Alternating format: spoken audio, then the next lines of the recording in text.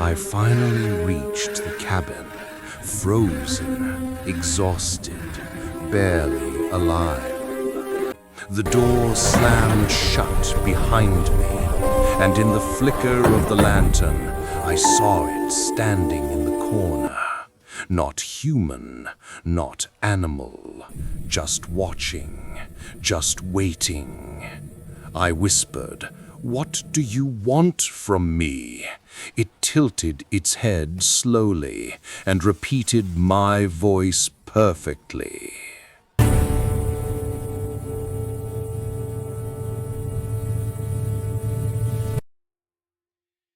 My name is James Carter, a wildlife photographer from the UK. In December of last year, I traveled to Scandinavia, a remote Nordic forest near the Swedish-Norwegian border, to capture winter wildlife. I booked an old wooden cabin, isolated deep in the woods. The locals said the place was haunted, but I laughed it off.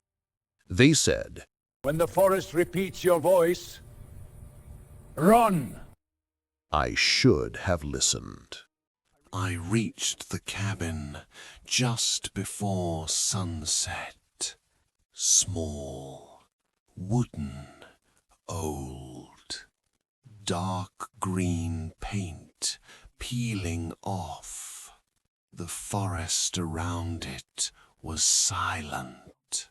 Not peaceful silent, unnatural silent. No birds, no wind, just waiting. Inside, everything was rustic. A fireplace, one bed, one table. But on the wall, carved deep into the wood, were the words, "Don't talk after midnight." I thought it was a joke. It wasn't. I tried to settle in. The wind outside grew stronger, howling against the cabin walls. I tried to ignore it.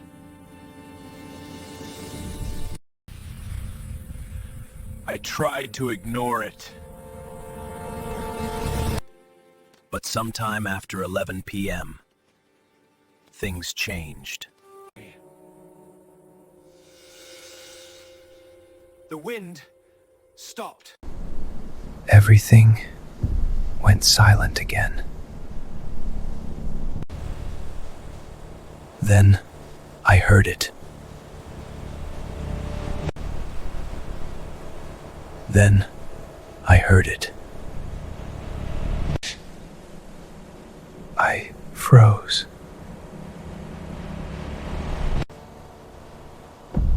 No one knew I was here.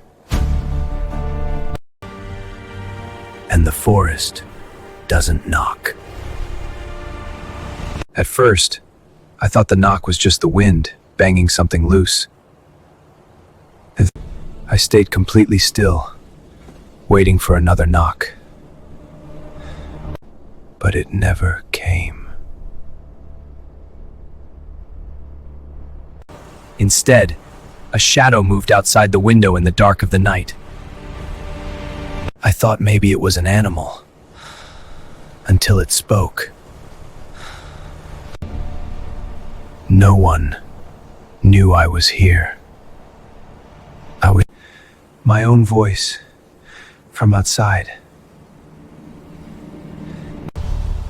I didn't move. I didn't breathe. Then it said something else.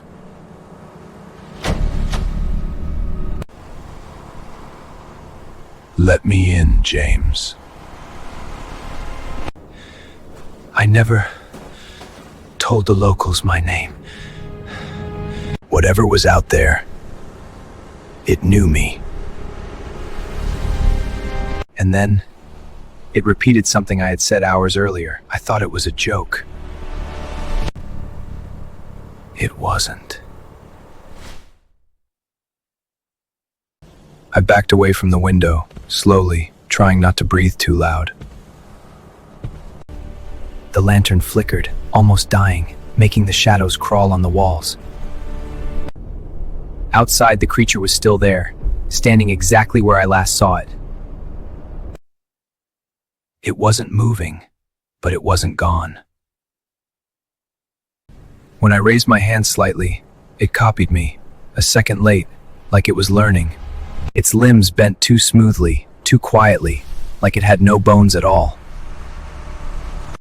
The carved warning looked deeper than before, fresh, new, like something had just scratched it. The carved warning looked deeper than before, fresh, new, like something had just scratched it. "Don't talk after midnight" stared back at me, darker than earlier. The clock by the bed ticked loudly, 12:31 a.m. The forest outside was dead silent, not quiet, dead. Then the cabin creaked, not from wind, but from weight. Something heavy stepped onto the roof. One slow step, then another. Dust fell from the ceiling as the steps moved above me. The creature outside suddenly snapped its head up, like it also heard the footsteps. Then, it slowly turned its face back toward me. It stood directly in front of the window now, close, too close. Its eyes reflected the dim cabin light like an animal caught in headlights. Then its mouth started opening, wider, wider, impossibly wide. "Let me in. Let me in." The lantern flickered once more. "Let me in." The lantern flickered once more. I didn't dare move, not with that thing inches from the glass and something else walking above me. Then, it stepped back into the snow, not retreating, positioning. The footsteps on the roof grew slower, heavier, like whatever was up there knew I was trapped. I could hear the wood straining, like the roof might cave in.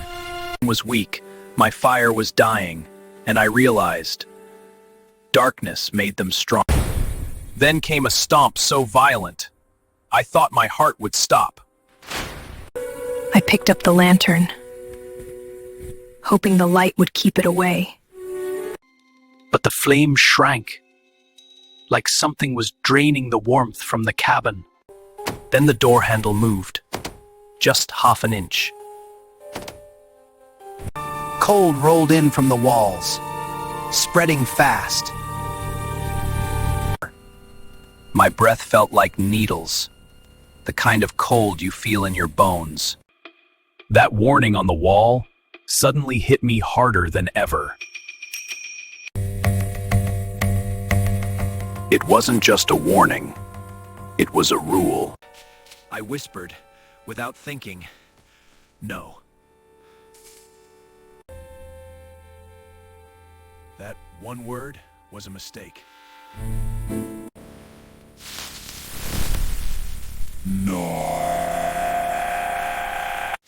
It repeated me again, but this time, its voice carried through the entire forest. The footsteps on the roof stopped, and something began dragging across the shingle. It wasn't walking anymore. It was crawling. Outside, the other monster placed its hands on the window, testing the glass. A crack formed, spreading like lightning. Then I heard it slide off the roof and land right beside the cabin. It started circling me, fast. The wind suddenly roared around the cabin, but it wasn't wind, it was them. The lantern flared one last time and went out. I was alone in the dark, with two of them outside. And then, it looked straight at me. James.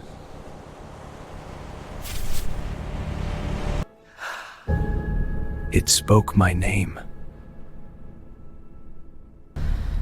I couldn't see anything, but I could feel them. They were close enough that the air felt wrong. I wasn't dealing with one thing anymore. There were at least two, and they were working together. They were testing me, learning what scared me most. The sound of its fingers on the wood, it felt like it was scratching my bones. I covered my mouth, terrified they'd hear even a breath. But they didn't need sound anymore. They warned me, and I laughed. Those weren't superstitions. They were rules. Then the knocking started again. Not random, not angry. Measured.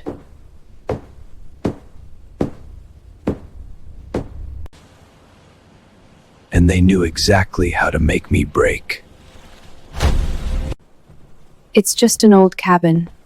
I'll be fine.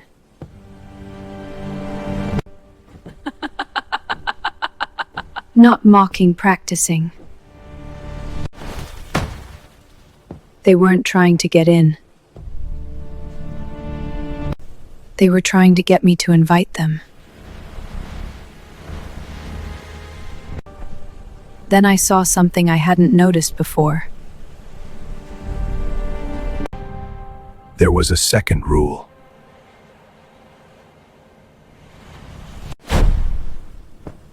And they knew I'd seen it. James, please. Help me. They knew empathy was louder than fear. I bit my lip until I tasted blood, just to stay silent. They were running out of patience. Say something. My throat burned. My lungs screamed. Midnight was long gone. And they were getting confident. Then, one of them left. That's when I realized